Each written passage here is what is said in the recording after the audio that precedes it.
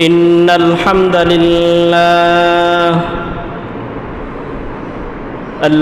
لله نحمده ونستعينه ونستغفره ونؤمن به ونتوكل عليه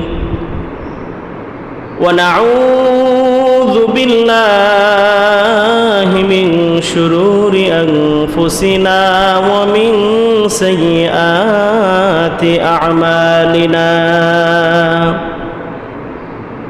من يهد الله فلا مضل له ومن يضلل فلا هادي له وأشهد أن لا إله إلا الله وحده لا شريك له وأشهد أن سيدنا وسندنا وحبيبنا وحبيب ربنا وطبيب قلوبنا ومولانا محمدا عبده ورسوله أرسله الله تعالى إلى كافة للناس بشيرا ونذيرا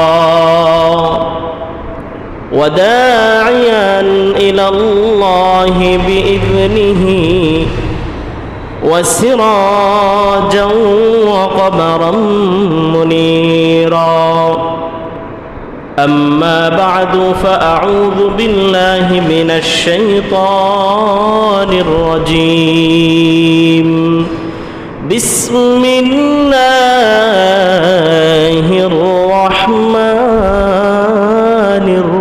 الرحيم قال إنك من المنظرين قال فبما أغويتني لأقعدن لهم صراطك المستقيم ثم لآتينهم من بين أيديهم ومن خلفهم وعن أيمانهم وعن شمائلهم ولا تجد أكثرهم شاكرين صدق الله المولانا العظيم وصدق رسوله النبي الكريم ونحن على ذلك لمن الشاهدين والشاكرين والذاكرين والحمد لله رب العالمين الحمد لله মুআজ্জাজ মুহতারাম মুসল্লিয়ান কিরাম সর্বপ্রথম আল্লাহ তাআলার দরবারে লক্ষ কোটি শুকর আদায় করছি যে মহান রব্বুল আলামিন আহকামুল হাকিমিন মুহসিনে আজম আজ পবিত্র জুমার দিন জুমার নামাজ আদায়ের লক্ষ্যে তারই পবিত্র ঘর মসজিদে এসে আমাদেরকে সমবেত হওয়ার তৌফিক দিয়েছেন। আমরা সকলেই অন্তরের অন্তঃস্থল থেকে হৃদয়ের বন্ধ কপাটকে উন্মোচন করে দারাজ কণ্ঠে সকলেই একসাথে সমস্বরে উচ্চস্বরে আমরা সকলেই পড়ছি আলহামদুলিল্লাহ। সম্মানিত মুসল্লিয়ানে কেরাম, আজকে আলোচনার দ্বারা আমরা একটু জানবার চেষ্টা করব আল্লাহ এবং বান্দার হক সম্পর্কে। আল্লাহ এবং বান্দার হক সম্পর্কে আমরা একটু জানবার চেষ্টা করব ইনশাআল্লাহ। কিছু কিছু হক আছে যে হক আল্লাহর সাথে সম্পর্ক, কিছু কিছু হক আছে যেটা বান্দার সাথে সম্পর্ক। রব্বুল আলামিন আল্লাহর সাথে তার যে সম্পর্ক হক, এই হক যদি বান্দা নষ্ট করে, আল্লাহর সাথে সম্পৃক্ত কোনো হক যদি বান্দা নষ্ট করে, আল্লাহ চাইলে সেটা মাফ করে দেয়। কিন্তু বান্দার সাথে আল্লাহ যে সম্পর্ক রেখেছেন হকের ব্যাপারে, কোনো মানুষ যদি তার হক নষ্ট করে ওই মানুষটা ক্ষমা না করে আল্লাহ রাব্বুল আলামিন কোনো দিনও ওই হক নষ্ট করলে তাকে ক্ষমা করবেন না। তাহলে আল্লাহর সাথে বান্দার হকের কিছু সম্পর্ক আছে, বান্দার সাথে বান্দার হকের কিছু সম্পর্ক আছে। আল্লাহর সাথে সম্পৃক্ত হক যদি বান্দা নষ্ট করে আল্লাহ চাইলে তাকে ক্ষমা করে দেয়, কিন্তু বান্দার সাথে সম্পৃক্ত হক যদি বান্দা নষ্ট করে ওই বান্দা ক্ষমা না করা পর্যন্ত রব্বুল আলামিন ক্ষমা করেন না। এজন্য আপনার এটা খুব ভালো করে বোঝার দরকার, আমার সাথে যদি কোনো মানুষের লেনদেনের কোনো সম্পর্ক থাকে, আমার সাথে যদি কোনো মানুষের হকের কোনো সম্পর্ক থাকে, সেটা আমার জমিন দিয়ে হতে পারে, টাকা পয়সা দিয়ে হতে পারে, ব্যবসায়িক পণ্য দিয়ে হতে পারে, কথাবার্তায় হতে পারে, আমানতের হতে পারে, যত দিকের হক হোক না কেন, আপনি যদি বান্দার হক নষ্ট করেন তাহলে ওই বান্দা আপনাকে ক্ষমা না করা পর্যন্ত আল্লাহ তাআলা আপনাকে ক্ষমা করবেন না। আমরা তো কত গুনাহ করি, গুনাহের কোনো শেষ আছে? কথা বলেন, শেষ আছে? কবিরা সগীরা, শিরিক বেদাত, ইচ্ছায় অনিচ্ছায়, জানা অজানা, বুঝে না বুঝে, দিনে আলোয় অন্ধকারে কত রকমের গুনাহ মানুষ করে। এই যে আমরা গুনাহ করছি, আমাদের এই হকটা কার সাথে সম্পৃক্ত? মুখ খুলে কথা বলেন, কার সাথে সম্পর্ক? আল্লাহর সাথে সম্পর্ক।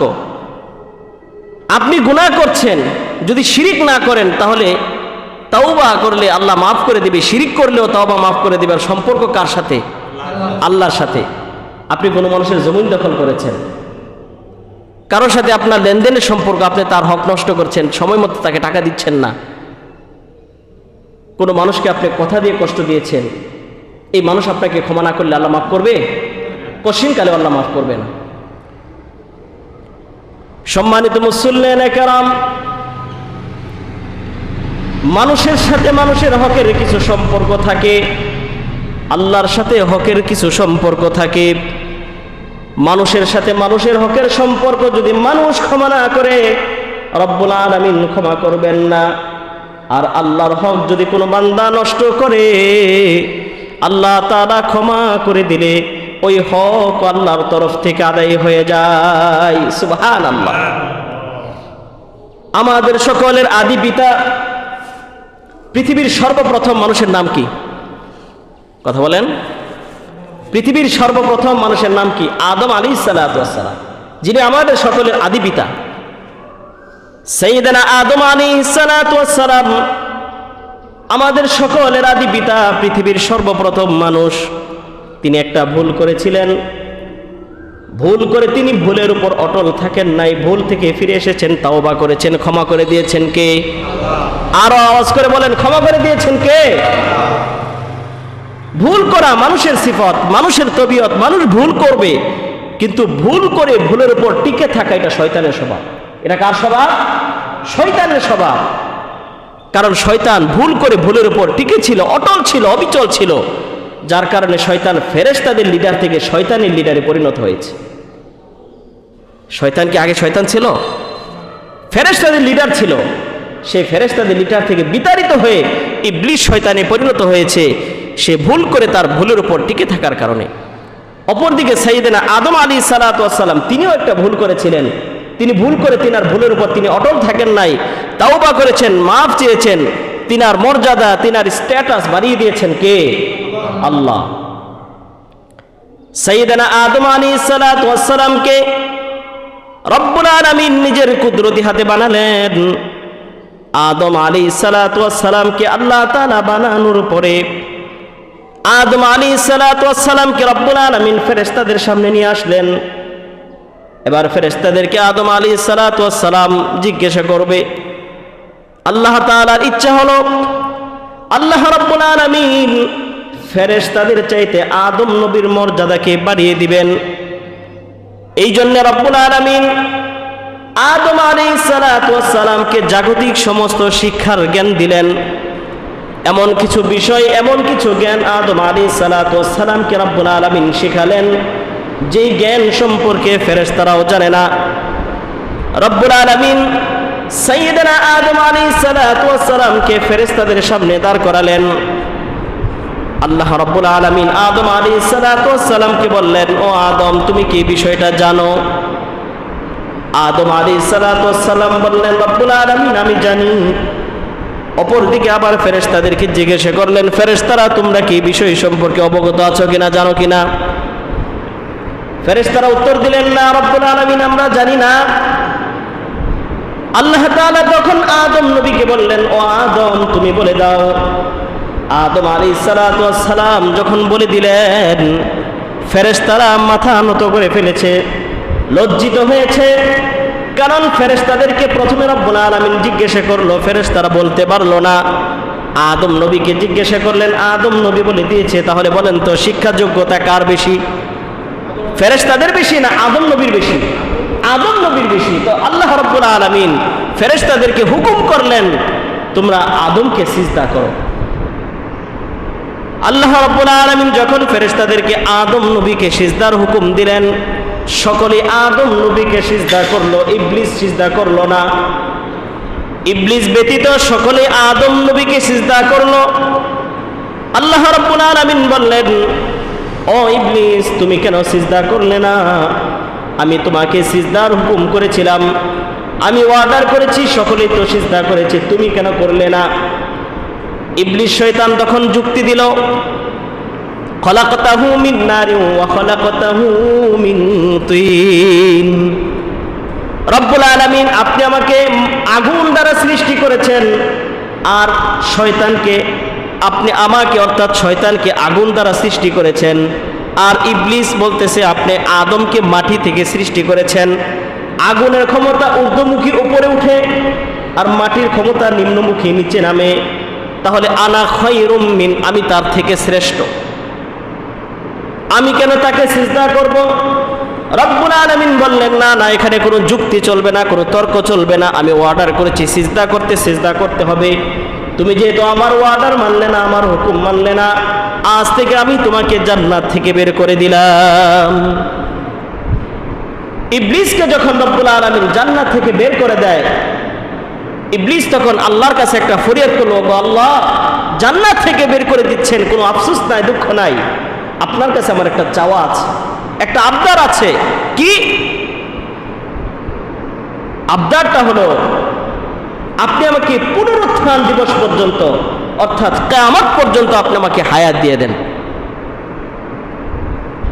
আল্লাহ তাআলা বললেন, ক্বালা ইন্নাকা মিনাল মুনজারিন, যা তোকে আমি পুনরুত্থান দিবস পর্যন্ত হায়াত দিয়ে দিলাম, অর্থাৎ কিয়ামত পর্যন্ত তো আমি হায়াত দিয়ে দিলাম, যা তুই কিয়ামত পর্যন্ত বেঁচে থাকবি। এই সুযোগ পেয়ে ইবলিস এবার আল্লাহর কাছে আরো দরখাস্ত শুরু করলো। আল্লাহ তাআলা এই ব্যাপারে কোরআনে আয়াত নাজিল করেছেন, সূরাতুল আরাফে এসেছে। ইবলিস তখন আল্লাহর কাছে বলে, قال فبما أغويتني لأقعدن لهم صراطك المستقيم ثم لآتينهم من بين أيديهم ومن خلفهم وعن أيمانهم وعن شمائلهم ولا تجد أكثرهم شاكرين। ইবলিস তখন আল্লাহ তাআলাকে বললেন, ওগো আল্লাহ আপনি আমাকে জান্নাত থেকে বের করে দিয়েছেন, রব্বুল আলামিন শুনে রাখেন, শুনে রাখেন, আমার প্রধান কাজ হবে আমি আপনার বান্দাদেরকে ধোঁকা দিয়ে দিয়ে আপনার জাহান্নামটাকে ভরপুর করে দিব। বলি নাউজুবিল্লাহ। ইবলিস শয়তান সেদিন আল্লাহর কাছে কথা দিয়ে এসেছে, আমার দায়িত্ব হচ্ছে, আমার প্রধান কাজ হচ্ছে আপনার বান্দাদেরকে আমি ধোঁকা দিয়ে দিয়ে আপনার জাহান্নামটাকে ভরে দিব। আমি আপনার বান্দাদেরকে সামনে থেকে ধোঁকা দিব, পেছন থেকে ধোঁকা দিব, ডান দিক থেকে ধোঁকা দিব, বাম দিক থেকে ধোঁকা দিব, সর্ব অবস্থায় আমি তাদেরকে ধোঁকা দিব। আমি আপনার বান্দাদেরকে ধোঁকা দিয়ে দিয়ে আপনার জাহান্নামটাকে ভরে দিব। রব্বুল আলামিন বললেন, ওগো ইবলিস শুনে রাখো, আমার বান্দাদেরকে তুমি ধোঁকা দিয়ে দিয়ে আমার জাহান্নামটাকে ভরে ফেলবে। সর্ব অবস্থায় তাদেরকে ধোঁকা দিবে, সামনে থেকে ধোঁকা দিবে, পেছন থেকে ধোঁকা দিবে, ডান থেকে ধোঁকা দিবে, বাম থেকে ধোঁকা দিবে। তুমি মনে রেখো, আমার বান্দারা গুনাহ করার পরে তারা যদি নিজের ভুল বুঝতে পেরে তাওবা করে, আমি রব্বুল আলামিনের কাছে মাফ চাই, আমি রব্বুল আলামিন আমার বান্দাদের জীবনের সব গুনাহগুলো মাফ করে দিব। সুবহানাল্লাহ। তুমি ধোঁকা দিয়ে আমার বান্দাদেরকে দিয়ে জাহান্নামে ফেলবা, আর তারা যখন তাদের ভুল বুঝতে পারবে, তাওবা করবে, ইস্তেগফার করবে, ক্ষমা করে দিবেন কে? আল্লাহ তাদেরকে ক্ষমা করে দিবেন। সম্মানিত মুসল্লিনে কেরাম, আমি আপনি মনে করছি কত গুনাহ আমরা করেছি, আল্লাহ কি মাফ করবে কিনা? গুনাহ করতে করতে গুনার পাহাড় জমিয়ে ফেলেছি। আল্লাহ রাব্বুল আলামিন কোরআনুল কারীমের এক আয়াতের ভিতরে জানিয়ে দেয়, কুল ইয়া ইবাদিয়াল্লাযীনা আসরাফু আলা আনফুসিহিম লা তাকনাতু মির রাহমাতিল্লাহ ইন্নাল্লাহা ইয়াগফিরুয যুনুবা জামিআ ইন্নাহু হুয়াল গফুরুর রহিম। আল্লাহ রাব্বুল আলামিন বলেন, কুল ইয়া ইবাদিয়াল্লাযীনা আসরাফু আলা আনফুসিহিম লা তাকনাতু মির রাহমাতিল্লাহ। ও নবী, আপনি জানিয়ে দিন আমার বান্দারা যাতে আমার রহমতের আশা থেকে নৈরাশ না হয়। আমি মনে করছি গুনাহ করতে করতে আমার গুনাহ এত বেশি হয়েছে, রব্বুল আলামিন কি মাফ করবে কিনা? আপনার আমার গুনাহ যদি খাল বিল নদ নদী পুকুরের পানি সমপরিমাণ হয়, মনে রাখবেন রব্বুল আলামিনের দয়ার তার ক্ষমা সাগর সমপরিমাণ। আপনার আমার গুনাহ যদি সাগরের পানি সমপরিমাণ হয়, মনে রাখবেন রব্বুল আলামিনের দয়ার ক্ষমা পাহাড় সমপরিমাণ। আপনার আমার গুনাহ যদি পাহাড় সমপরিমাণ হয়, মনে রাখবেন আল্লাহ তাআলার দয়ার তার ক্ষমা আকাশ বিস্তৃত এত বড় আকাশের সমান। আপনার আমার গুনাহ যদি আকাশ সমপরিমাণ হয়, রব্বুল আলামিনের দয়া আরশে মহল্লা সমপরিমাণ। আপনি আমি যতই গুনাহ করি না কেন, গুনাহ করার পর যখন গুনাহ বুঝতে পেরে ভুল করেছি, তাওবা করে ইস্তেগফার করে যখন হাত তুলব, আল্লাহর নবী বলেন বান্দা যখন চোখে 2 ফোঁটা পানি ছেড়ে দিবে, ওই 2 ফোঁটা চোখের পানি নাকের ডগার নিচে আসার আগে রব্বুল আলামিন তার বান্দাদের জীবনের সব গুনাহগুলো মাফ করে দেন। আরো আসতে বলেন সুবহানাল্লাহ। কত গুনাহ আপনি করবেন, আল্লাহর রহমতের আশা আপনি যদি করেন, আর আপনি যদি গুনাহ করতে করতে গুহার পাহাড় সমপরিমাণ জমিয়ে ফেলেন, এক মুহূর্তে আল্লাহ সব গুনাহ মাফ করে দিবে। কিন্তু গুনাহ করলে গুনাহ থেকে ফিরে আসার জন্য তাওবা করতে হবে। কি করতে হবে? তো সাইয়েদনা আদম আলাইহিস সালাতু ওয়াস সালাম কি করলেন? আল্লাহ তাআলা ইবলিসকে বললেন, ঠিক আছে ইবলিস তুমি সিজদা করো। ইবলিস সিজদা করলো না। আল্লাহ তাআলা তাকে জান্নাত থেকে বিতাড়িত করে দিল। সে কিয়ামত দিবস পর্যন্ত হায়াত চাইলো, আল্লাহ তাআলা তাকে হায়াত দিয়ে দিল। ইবলিস বলল, আমি আপনার বান্দাদেরকে ধোঁকা দিয়ে আপনার জাহান্নাম ভরে দিব। আল্লাহ তাআলা বলল, আমার বান্দা গুনাহ করার পরে যদি তারা নিজের ভুল বুঝতে পেরে তাওবা করে ফিরে আসে, আমিও তাদেরকে মাফ করে দিব। সুবহানাল্লাহ। আরেকটু আসতে বলেন সুবহানাল্লাহ। অপরদিকে ইবলিস শয়তান, সেও তো ভুল করেছিল। সে কি ভুল করেছে? আল্লাহ তাকে বলল তুমি সিজদা করো, সিজদা করে নাই। এটার উপর সে অচল, অবিচল, সে দৃঢ় মজবুত, সে বিতাড়িত হয়ে গেল। আদম আলাইহিস সালাতু ওয়াস সালাম সেও একটা ভুল করেছে। সে ভুল করে তার ভুলের উপর সে অটল থাকে নাই, তাওবা করেছে। আদম আলাইহিস সালাতু ওয়াস সালামকে রব্বুল আলামিন বললেন, ও আদম, তুমি আর তোমার স্ত্রী আমার জান্নাতের ভিতরে থাকো, খাও, ঘোরো, কোনো সমস্যা নাই। ওই যে একটা গাছ দেখা যায়, ওই গাছের কাছে যেও না। ওয়ালা তাকরাবা হাদিহিশ শাজারাতা ফাতাকুনা মিনাজ জালিমিন। ও আদম, আমার জান্নাতের ভিতরে থাকো, সমস্যা নাই। ওই যে গন্ধম গাছ দেখা যায়, ওই গাছের কাছে যেও না। ফাতাকুনা মিনাজ জালিমিন, যদি যাও তাহলে তুমি জালেমদের অন্তর্ভুক্ত হবে। ইবলিস তো জান্নাতের ভিতরে আল্লাহর সাথে প্রতিজ্ঞা করেছে তার বান্দাদেরকে ধোঁকা দিবে। জান্নাতের গেটের কাছে গিয়ে ইবলিস একদিন কান্নাকাটি করতেছেন। আম্মা জান হাওয়া আলাইহাস সালাতু ওয়াস সালাম এসে বললেন, কি হয়েছে, কি জন্য কান্না করতেছো? তোমার মনে কি বেদনা, কি কষ্ট আছে আমাকে বলো। ইবলিস তখন বলে, আমি আমার নিজের জন্য কান্না করি না, আমি তোমাদের জন্য কান্না করছি। তোমাদের জন্য আমার বড় দুঃখ হয়। মহিলাদের দিল তো এমনি একটু নরম হয়ে যায়। আদম আলাইহিস সালাতু ওয়াস সালামের স্ত্রী আম্মা জান হাওয়া আলাইহিস সালাতু ওয়াস সালাম বললেন, কেন আমাদের জন্য তুমি কেন কান্না করতেছো? ইবলিস তখন বলে, রব্বুল আলামিন তোমাদেরকে বলেছে তোমরা যাতে ওই ফল গাছের কাছে না যাও। কেন বলেছো জানো? না জানি না। আল্লাহ তাআলা চায় না তোমরা জান্নাতে থাকো। বলি নাউজুবিল্লাহ। আরেকটু আওয়াজ করে বলি নাউজুবিল্লাহ। ইবলিস বলল, আল্লাহ চায় না তোমরা জান্নাতে থাকো, এই জন্য বলেছে গাছের কাছে যেও না, ওই ফল তুমি খেও না।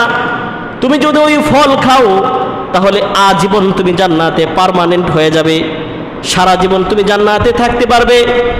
মহিলা মানুষ বিশ্বাস করে ফেলেছে সরল মনে। ইবলিস তখন আম্মা জান হাওয়া আলাইহিস সালাতু ওয়াস সালামকে গন্ধম ফল খাওয়াইল। আম্মা জান হাওয়া আলাইহিস সালাতু ওয়াস সালামের মাধ্যমে আদম নবীকে যখন গন্ধম ফল খাওয়াইলেন, আল্লাহ রাব্বুল আলামিন রাগ হয়ে গেলেন। আদম নবীর শরীর থেকে জান্নাতের পোশাকগুলো খুলে গেল। আদম নবীকে আল্লাহ তাআলা জান্নাত থেকে বের করে দিলেন, আম্মা জান হাওয়াকেও বের করে দিলেন। উভয়জন যখন নিজের ভুল বুঝতে পারলো, রব্বুল আলামিন বলেছিলেন এই গাছের ফল খাওয়া যাবে না, আমরা তো খেয়েছি, ভুল করেছি, আল্লাহর হুকুম অমান্য করেছি, আল্লাহর সাথে নাফরমানি করেছি। এই চিন্তায় যখন তারা বিভোর হয়ে গেলেন, আল্লাহর কাছে মাফ চাইতে থাকলেন, তাওবা করতে থাকলেন। কোনো বর্ণনায় পাওয়া যায় 950 বছর, কোনো বর্ণনায় 1100 বছর, কোনো বর্ণনায় 17 বছর আল্লাহর কাছে তাওবা করলেন, মাফ চাইলেন। রব্বুল আলামিন তাদের তাওবাকে কবুল করে তাদেরকে দোয়া শিক্ষা দিলেন। আল্লাহ রব্বুল আলামিন বললেন, ওগো আদম আমার কাছে এইভাবে তাওবা করো। আমরা সকলেই পড়ি, রব্বানা যালামনা আনফুসানা ওয়া ইল্লাম তাগফির লানা ওয়া তারহামনা লানাকুনান্না মিনাল খাসিরিন। রব্বানা যালামনা, হে আমাদের প্রতিপালক, আনফুসানা, আমরা আমাদের নিজেদের উপর জুলুম করে ফেলেছি। ওয়া ইল্লাম তাগফির লানা ওয়া তারহামনা, আপনি যদি আমাদেরকে ক্ষমা না করেন, মাফ না করেন, ফাতাকুনা মিনাল খাসিরিন, তাহলে তো আমরা ক্ষতিগ্রস্ত হয়ে যাব। আদম আলাইহিস সালাতু ওয়াস সালাম নিজের ভুল বুঝতে পেরে রব্বুল আলামিনের কাছে যখন তওবা করলেন, মাফ চাইলেন, আল্লাহ তাআলা দোয়া শিক্ষা দিলেন। আদম নবী সেই অনুসারে দোয়া করলেন, তওবা করলেন। আদম নবীকে আল্লাহ তাআলা ক্ষমা করে দিলেন। আদম নবীর উপর সন্তুষ্ট হয়ে গেছেন কে? আর আওয়াজ করে বলেন, কে সন্তুষ্ট হয়েছেন? কেন? আদম নবী ভুল করে তার ভুলের উপর অটল থাকে নাই, তওবা করেছে, ইস্তেগফার করেছে। সুতরাং ভুল করা এটা মানুষের তবিয়ত, মানুষের সিফাত। ভুল করে ভুলের উপর টিকে থাকা শয়তানের স্বভাব।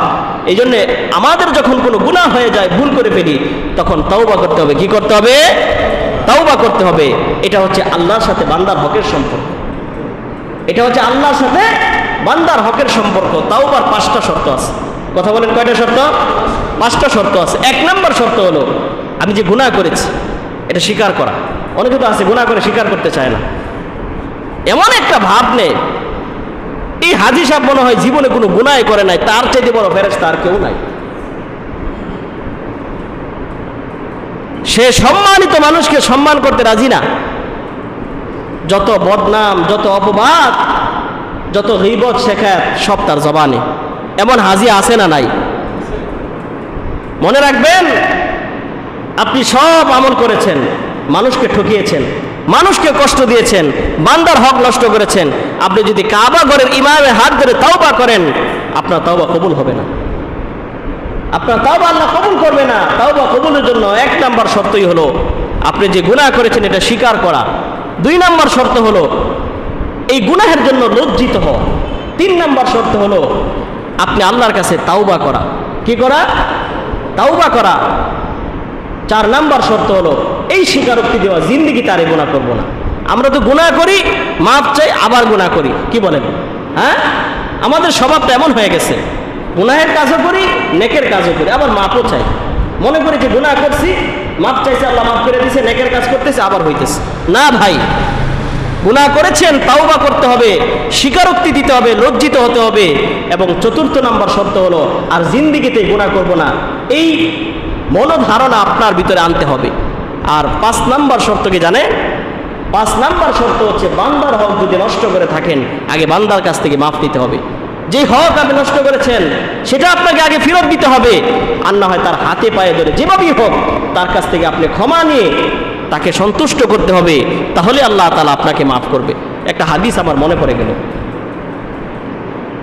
আল্লাহ রাসূল সাল্লাল্লাহু আলাইহি ওয়াসাল্লাম একবার তার সাহাবীদেরকে বলতেছিলেন, ও আমার সাহাবীরা, তোমরা কি জানো সবচেয়ে হতভাগা, দুর্ভাগ্য, ক্ষতিগ্রস্ত কোন ব্যক্তি? ভালো করে শুনেন, সবচেয়ে হতভাগা কে, সবচেয়ে দরিদ্র কে? স্বাভাবিকভাবে আমি যদি আপনাদেরকে জিজ্ঞাসা করি এই সমাজে সবচেয়ে দরিদ্র কে, আপনারা কি উত্তর দিবেন? যার ভিটামাটি নাই, বাড়িঘর নাই, টাকা পয়সা নাই, ধন দৌলত নাই, স্ত্রী সন্তান নাই, একা সে, তার জিন্দগিতে আর কেউ নাই, সে সবচেয়ে দরিদ্র, সবচেয়ে ক্ষতিগ্রস্ত, এমন কথাই তো বলবেন। সাহাবীরা যখন ঠিক এই উত্তর দিল যে ইয়া রাসূলুল্লাহ, সবচেয়ে দরিদ্র সে যার কোনো ভিটামাটি নাই, বাড়িঘর নাই, ধন দৌলত নাই, অর্থকড়ি নাই, টাকা পয়সা নাই, স্ত্রী সন্তান পরিবার পরিজন কেউ নাই, সেই তো সবচেয়ে দরিদ্র। আল্লাহ রাসূল তখন বললেন, না ও আমার সাহাবায়ে কেরাম, না, সবচেয়ে ক্ষতিগ্রস্ত সে ব্যক্তি যে ব্যক্তি দুনিয়া থাকা অবস্থায় অনেক আমল করেছে, আমল করতে করতে আমলের পাহাড় জমিয়ে ফেলেছে, কাল কিয়ামতের ময়দানে যখন তার আমল নামার হাতাটা তার খাতে দেওয়া হবে, কিরামান কাতিবিন, দুই ফেরেশতা কাঁধে আছে, আমি আপনি কি করছি সব রেকর্ড হচ্ছে, একবার সুবহানাল্লাহ পড়ছি তাও রেকর্ড হচ্ছে, একজনকে একটা গালি দিচ্ছি তাও রেকর্ড হচ্ছে, আমি সুদ খাই কেউ জানে না, আমি খুব পিসাব, খুব হাজি সাহেব, সমাজে খুব ভালো মানুষ। আল্লাহ রাসূল বলেন, কোরআনের আয়াত, আল্লাহ তাআলা বলেন যে ব্যক্তি সুদ খাইলো সেই যেন তার মার সাথে জিনা করলো। বলি নাউজুবিল্লাহ। আর একটু আসতে বলেন নাউজুবিল্লাহ। এই ব্যাপারে লম্বা আলোচনা এক সময় হবে ইনশাআল্লাহ। এখানে কোনো দ্বিতীয় কোনো সুযোগ নাই, ডাইরেক্ট কোরআনের আয়াতে আল্লাহ বলে দিয়েছেন।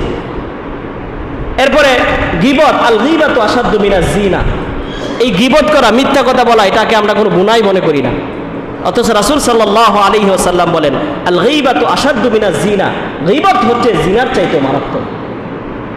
মিথ্যা কথা বলা কোনো গুনাহ মনে করছি না, কবিরা গুনাহ।